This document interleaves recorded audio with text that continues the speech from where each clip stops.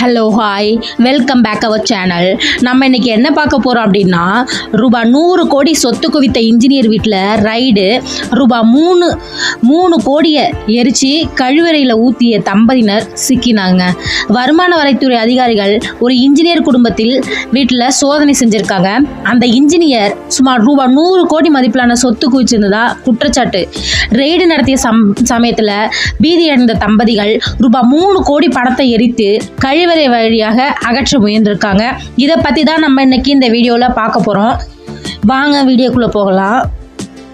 நண்பர்களே, இன்னைக்கு நம்ம வீடியோவில் பேச போகிறது ஒரு அதிர்ச்சியூட்டும் சம்பவம் தாங்க. ஒரு சாதாரணமான வேலை பார்த்து வந்த இன்ஜினியரு காலப்போக்கில் சுமார் ரூபா 100 கோடி மதிப்பிலான சொத்து குவிச்சிருக்காரு. இந்த தகவல் வருமான வரித்துறைக்கு தெரிய வந்திருக்கு. அவருடைய வீட்டில் அதிகாரிகள் ரைடு நடத்துறது முன்கூட்டியே தெரிஞ்சிருக்கு. அந்த சோதனை நடந்துட்டு இருக்க சமயத்தில் அந்த இன்ஜினியரின் மனைவியும் இன்ஜினியரும் பெரும் பீதியில் விழுந்துட்டாங்க. அதிகாரிகள் வீட்டில் தேடிக்கிட்டு இருந்தபோது அவங்க வீட்டில் வச்சிருந்த ரூபா 3 கோடி பணத்தை எடுத்து எரிச்சு கழிவறை வழியா ஊத்த மறைக்க முயற்சிக்காங்க. எப்படியோ முன்கூட்டியே தெரிஞ்சிருச்சு. அவங்க வரத்துக்குள்ளே எப்படியாவது ஊத்திடலாம் அப்படின்னு நினைச்சிட்டு முடிவு பண்ணிட்டு இருக்காங்க. அதுக்குள்ளே பார்த்தீங்கன்னா இன்கம் டேக்ஸ்லேருந்து ரைடு வந்துட்டாங்க. ரைடு வரும்போது அந்த பாதி எரிந்த இலையில நோட்டெல்லாம் கண்டுபிடிச்சிருக்காங்க. அண்ட் வருமான வரித்துறை அதிகாரிகள் அங்கிருந்த கழிவறை குழாயையும் எரித்து நோட்டு மீதிகளையும் கண்டுபிடிச்சிட்டாங்க. இதனால அந்த செயல்களில் செஞ்ச தம்பதிகள் அங்கேயே சிக்கிட்டாங்க. இப்போ இந்த சம்பவம் ஏன் இவ்வளோ பெரிய பிரச்சனையாச்சுன்னா, வருமான வரித்துறையை தவிர்க்கும் விதமாக கருப்பு பணம் வைத்திருப்பதுங்கிறது குற்றங்க. அதையும் எரிச்சு அழிக்க முயற்சிப்பது அப்படிங்கிறது ஒரு கூடுதல் குற்றம். இதை சுற்றி முழு விசாரணை நடந்துட்டு இருக்கு. இந்த சம்பவம் நமக்கு சொல்லி கொடுத்தது என்னன்னா, சட்டத்தை கடக்க முயன்றா எத்தனை பெரிய பணமோ இருந்தாலும் அது ஒரு நிமிஷத்துல கையிலிருந்து போயிடும்.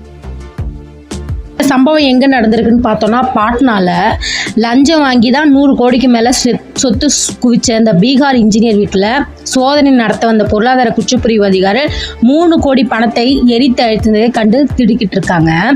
பீகார் மாநிலத்தில் ஊரக பணிகள் துறையில் இன்ஜினியராக பணியாற்றுபவர் தான் வினோத் ராய் அப்படிங்கிறவர். மதுபானி சீதாமார்ஹி ஆகிய 2 மாவட்டங்களில் நடைபெறும் சாலைகள் மற்றும் பாலங்கள் கட்டுமானத்தை இவர்தான் கவனித்துட்டு இருந்திருக்காரு. ஒப்பந்தக்காரர்களிடமிருந்து அதிக அளவில் லஞ்சம் வாங்கினதா தெரிய வருதுங்க. இதுதான் ஒரு வழக்கமாகவும் கொண்டுட்டு இருக்காரு. இது குறித்து பொருளாதார குற்றப்பிரிவுக்கு புகார் தெரிவிக்கப்பட்டிருக்கு. இதையடுத்து அவர் வீட்டில் சோதனை செய்ய பொருளாதார குற்றப்பிரிவு அதிகாரிகள் முடிவு செஞ்சிருக்காங்க. இந்த தகவலை முன்கூட்டியே வினோத் ராய் அவங்க வீட்டில் உள்ள எல்லாருக்கும் சொல்லியிருக்காரு. இதில் வீட்டில் இருக்கும் லஞ்ச பணத்தை அழிக்க முடிவு செஞ்சுருக்காங்க. அதனால அவரும் அவரோட மனைவியும் பப்ளி ராயும் சேர்ந்து என்ன பண்ணியிருக்காங்கன்னா, இரவு முழுவதும் தூண்டில் ரூபாய் நோட்டுகளை எரித்து சாம்பலாக்கி கழிவுநீர் குழாய் வழியாக ஊற்றியிருக்காங்க. ஒரு கட்டத்தில் கழிவுநீர் குழாயில் அடைப்பு ஏற்பட்டிருக்கு. அவங்களால மேலும் பணத்தை எரிக்க முடியல. அதுக்குள்ளே என்ன பண்ணிட்டாங்க அப்படின்னா, பொருளாதார குற்றப்பிரிவு அதிகாரிகள் வினோத் ராய் வீட்டுக்குள் புகுந்து சோதனை தொடங்கியிருக்காங்க. அதில் பார்த்தோம்னா, எரிக்கப்பட்ட ரூபாய் நோட்டுகள் கழிவுநீர் குழாய்களில் சிக்கியிருந்ததை அவர்கள் கண்டு திடுக்கிட்டு இருக்காங்க. ரூபாய் 2 கோடி முதல் 3 கோடி வரை அவங்க எடுத்திருக்கலாம் அப்படின்னு சொல்லி மதிப்பிட்டு இருக்காங்க. அவங்க வீட்டில் நடத்திய சோதனையில் பாதி எரிந்த நிலையில் 20 லட்சம் பணமும் 40 லட்சம் ரொக்கமும் ரூபாய் 10 லட்சம் மதிப்பிலான நகைகள், ரூபாய் 100 கோடி மதிப்பிலான 18 சொத்து ஆவணங்கள், ரூபாய் 6 லட்சம் மதிப்பிலான ஆடம்பர கைக்கடிகாரங்கள், 15 வங்கி கணக்கு புக்குகள் இப்படின்னு எக்கச்சக்கமாக சிக்கியிருக்குங்க. வினோத் ராய் பெயரில் காப்பீடு பாலிசிகளும் கிடைச்சிருக்குங்க. இது குறித்து அமலாக்கத்துறையும் விசாரணை நடத்த இருக்காங்க. பணம் எரிக்கப்பட்டதால தடவியல் துறையினரிடம் உதவி நாடப்பட்டுள்ளது. வினோத் ராயின் மனைவி பப்ளி ராய் மீதும் வழக்கு பதிவு செஞ்சிருக்காங்க. இந்த சம்பவம் பீகார் மாநிலத்தின் அரசு துறையில் லஞ்சம் எவ்வளவு தூரம் ஊடுருவி இருக்கு அப்படிங்கிறத வெளிக்காட்டிருக்கு. அரசு அதிகாரிகள் பலர் தங்கள் அதிகாரத்தை தவறாக பயன்படுத்தி மிக விரைவில் கோடீஸ்வரர்கள் ஆகிவிடுகின்றனர். இந்த விவகாரம் ஊழலற்ற ஆட்சி என கூறி வரும் முதல்வர் நிதிஷ்குமாருக்கும் தர்ம சங்கடத்தை ஏற்படுத்தியுள்ளதுங்க.